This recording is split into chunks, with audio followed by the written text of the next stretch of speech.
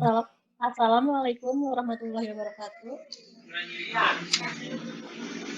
Kami dari kelompok 5 akan mempresentasikan hasil dari diskusi kelompok kami, yaitu tentang perlibatan dan pemberdayaan karyawan. Sebelumnya, perkenalkan, nama saya Nur Fadilah Wadatwa Zahra. Dan saya Nurul Aini Agustin. Dan saya Iqbal Rizkia. Baik, materi pertama akan dibahas oleh Nurul Aini Agustin. Pengertian dan konsep pelibatan dan pemberdayaan karyawan. Total Quality Management adalah konsep pelibatan dan pemberdayaan karyawan. Karyawan di sini dalam arti sebagai SDM. Pelibatan karyawan atau SDM adalah salah satu proses untuk mengikutsertakan para karyawan pada semua level organisasi dan pembuatan keputusan atau pemecahan masalah. Pemberdayaan karyawan atau SDM dapat diartikan sebagai pelibatan karyawan yang benar-benar berarti signifikan. Dengan demikian, perbedaan tidak hanya sekedar memiliki masukan, tetapi juga memperhatikan penindaklanjuti masukan tersebut apakah akan diterima atau tidak oleh perusahaan. Tanpa adanya pemberdayaan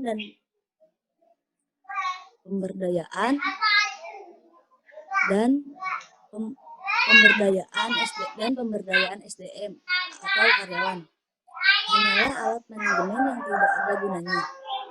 Untuk usaha, pemberdayaan karyawan dapat digunakan dengan 1. Keinginan manajer dan penyedia untuk memberi tanggung jawab kepada karyawan.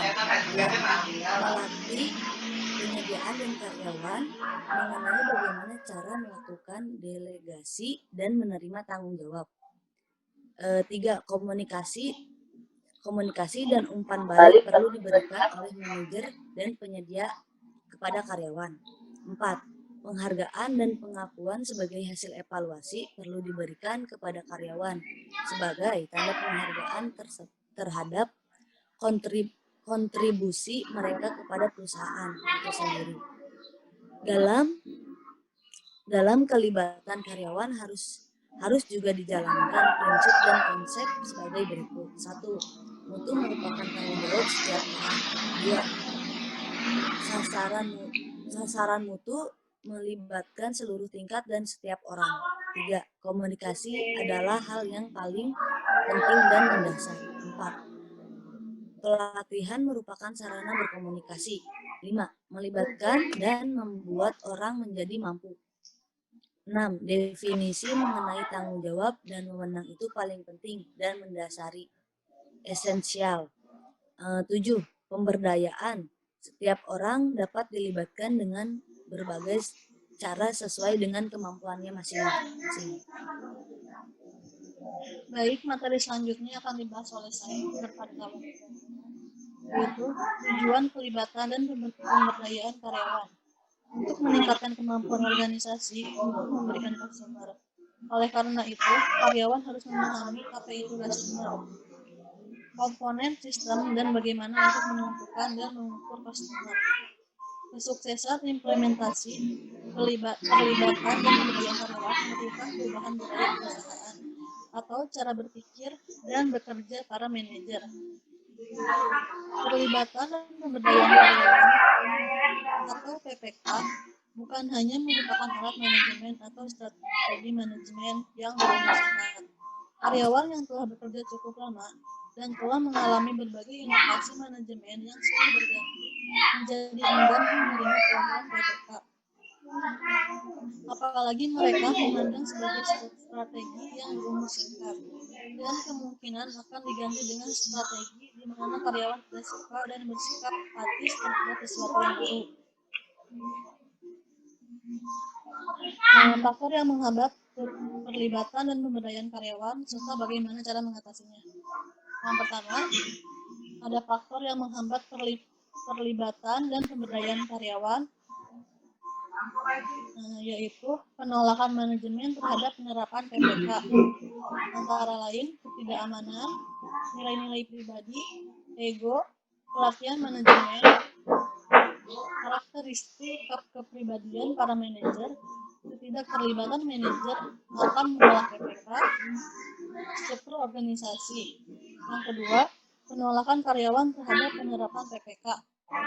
Antara lain, mereka merasa skeptis terhadap manajemen yang sudah berganti dan tidak dilaksanakan.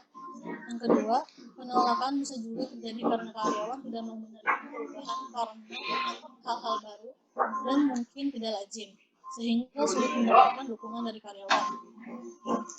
Terus, ada cara mengatasi faktor yang menghambat perlibatan dan pemberdayaan karyawan. Pada waktu tim dibentuk, akan berhasil bila sasaran atau tujuan kerja kelompok jelas dan disetujui oleh seluruh anggota kelompok. Hal ini didukung dengan adanya keterbukaan antar anggota kelompok dan antara anggota kelompok. Selalu ada pertemuan untuk membahas berbagai masalah kelompok atau masalah-masalah perusahaan. Kerjasama antar anggota kelompok sangat diperlukan, terutama dukungan dan rasa saling percaya antara seluruh anggota kelompok. Materi selanjutnya akan dibahas oleh Iqbal. Baik, saya akan menjelaskan implementasi pelibatan dan pemberdayaan karyawan. Metode yang dapat digunakan untuk mendorong karyawan agar mereka memberikan masukan dan menyalurkannya kepada pengambil keputusan. 1. Brainstorming. 2. Nominal group technique. 3. Gugus kualitas. 4. Kotak saran. Dan 5. Manajemen by working group. Penghargaan dan pengakuan prestasi. Dalam TKM, penghargaan dan pengakuan prestasi merupakan motivasi untuk mencapai sasaran perusahaan. Penghargaan dan pengakuan prestasi tidak akan menghasilkan yang disebut total quality secara langsung, akan tetapi apabila kedua hal tersebut tidak ada, maka yang terjadi adalah hilangnya keyakinan karyawan terhadap nilai real kualitas dan kontribusi mereka untuk memperbaiki kualitas. Baik, terima kasih. Sekian presentasi dari kelompok kami. Mohon maaf apabila ada salah kata. Wabillahi taufiq wal hidayah. Assalamualaikum warahmatullahi wabarakatuh.